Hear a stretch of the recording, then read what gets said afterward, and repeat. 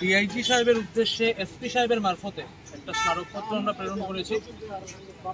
আপনারা সবাই অবগত যে গত শনিবারে রাতের বেলা আনুমানিক রাত 1টা নাগাদ একটা মানে কি বলবো একটা নিন্দাজনক ঘটনা যে কারাগারের কোয়ার্টারে ঘটেছে।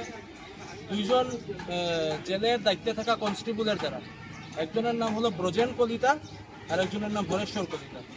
তো তারা একটা মেয়ে মানে তাদের এগেইনস্টে শ্লীলতাহানির অভিযোগ রয়েছে এবং তাদেরকে আমরা জানতে পেরেছি যে তাদেরকে অ্যারেস্ট করা হয়েছে। এসপি সাহেবের সাথে ওভার ফোন কথা বলেছিলাম, জানতে পেরেছি যে অ্যারেস্ট করা হয়েছে অ্যান্ড দে আর সাসপেন্ডেড। কিন্তু আমাদের দাবি হচ্ছে এটাই যে তাদেরকে সাসপেন্ড করলে বা শুধু অ্যারেস্ট করে 3 মাস জেল কাটিয়ে তাদের শাস্তিটা আমরা মনে করি শুধু এতটুকু হলে হবে না।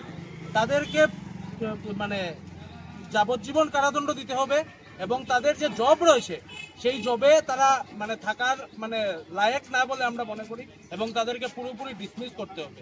কারণ আমরা আজকের ডেটে এটাই আমাদের বলতে হয় যে আমাদের মা বোন কোনো দিকে সেফ নয়।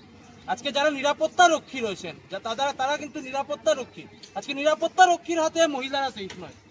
অন্যদিকে সরকার বলে থাকেন ওমেন এম্পাওয়ারমেন্টের কথা, বেটি বাঁচাও বেটি পড়াও।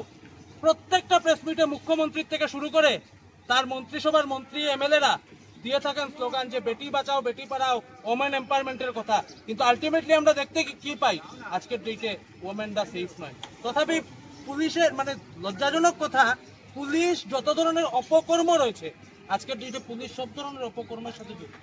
গতকালকে দেখতে পেলাম সংবাদ মাধ্যমে যে ড্রাগসের কেসে নাকি আবুল হোসেন নামে কোন এক কনস্টেবল তারা যুক্ত রয়েছে। এই সমস্ত মানুষকে চিহ্নিত করে তাদেরকে অ্যারেস্ট করে সাসপেন্ড করাটা শুধু হলে হবে না, তাদেরকে তাদের জব থেকে ডিসমিস করতে হবে। এটাই হলো আমাদের দাবি এবং আমরা দেখব যে ডিআইজি সাহেব কি অ্যাকশন নেন। ডিআইজি সাহেবের অ্যাকশনের উপরে আমাদের আগামী দিনের আন্দোলন আমরা বুঝবো কি করব। এবং দেখা যায় যে বিভিন্ন দল সংগঠন আজকে এই ঘটনাটা যদি ভগবান না করুন কোনো ভিনধর্মী যুবক করত, তাহলে এতক্ষণে কিছু সংগঠন রয়েছেন তারা রাস্তা ব্লক করে রাস্তার মধ্যে ঘুমিয়ে টুমিয়ে যা তা করতেন। বিশেষ এক দল আজকে তারা কোথায়? আজকে তাদের কোনো আওয়াজই নেই।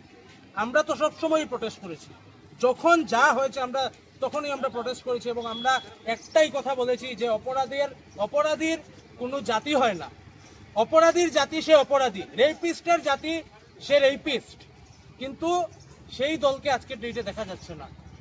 তাদেরকে জিজ্ঞেস করলে তাদের মানে কিছু মেম্বারের সাথে আমার পরিচয় রয়েছে, তাদেরকে জিজ্ঞেস করেছিলাম, তারা ব্যাপারটাকে এড়িয়ে চলে গেছে। তো বোঝা যায় সাম্প্রদায়িক দাঙ্গা না লাগিয়ে আলটিমেটলি আমাদের সবার এক হয়ে রাজনীতির ঊর্ধ্বে উঠে যারা রেপিস্ট আছে তাদের এগেইনস্টে আমাদের অ্যাওয়ারনেস ক্যাম্পেইন আমাদের করতে হবে। এবং আবারও ডিআইজি সাহেবের উদ্দেশ্যে আমরা যে রিটার্নটা দিয়েছি স্পষ্ট উল্লেখ করা আছে যে তাদেরকে ডিসমিস করতে হবে এবং they should be hang till death.